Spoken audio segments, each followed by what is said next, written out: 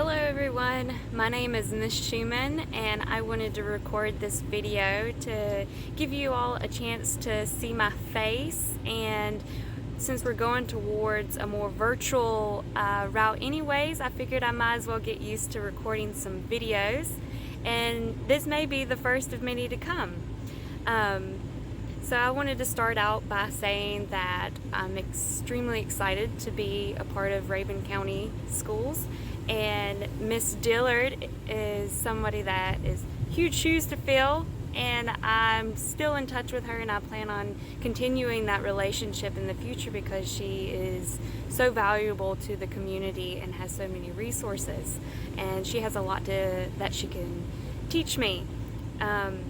So with that said, I want to get started into what I'm going to be offering you guys as the new school counselor at Rabun County Primary School. This video is more for the parents.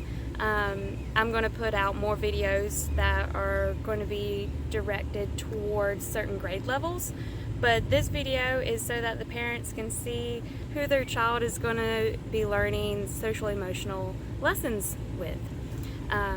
So what does a school counselor do?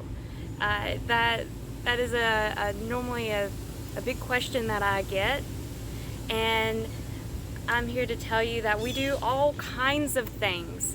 So probably the most popular thing thought of is classroom lessons. We do small groups, we do individual sessions, so that's student planning, goal setting. We also do brief therapy, and that's brief solution-based therapy, and that's different than long-term therapy. So in brief solution-based, that means we're looking at a problem and we're trying to help the student figure out ways to solve that particular problem.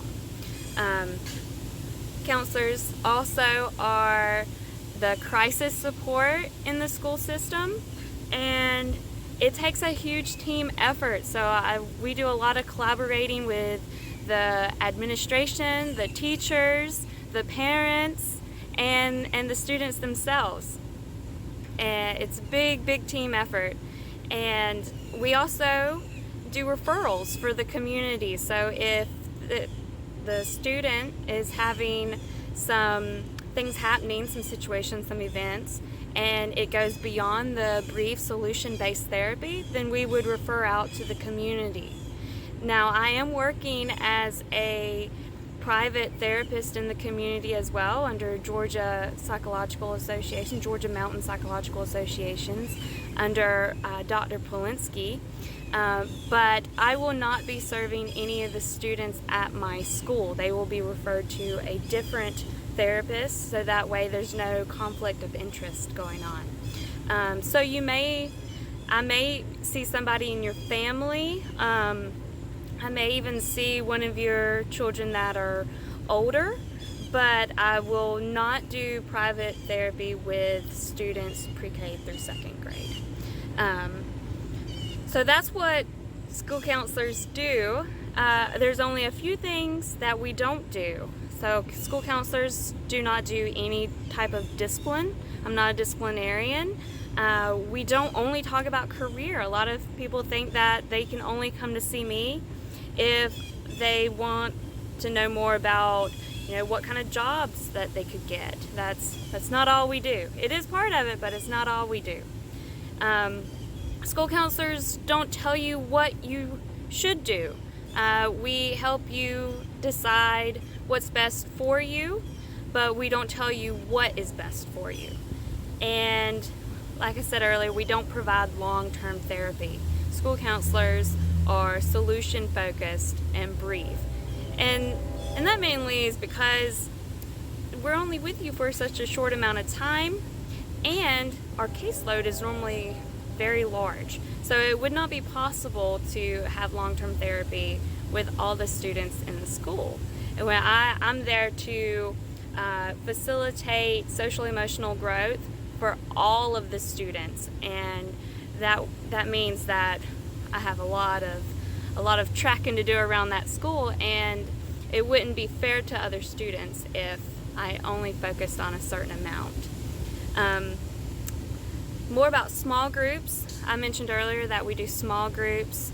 I have a wide variety of topics that I cover for small groups, and I will post those as well so you have a better idea of what is offered. But just to go over a few, I do groups on friendship, social skills, grief, divorce, so that would be anything about changing families, anger, self-control, worry, conflict resolution, and so much more.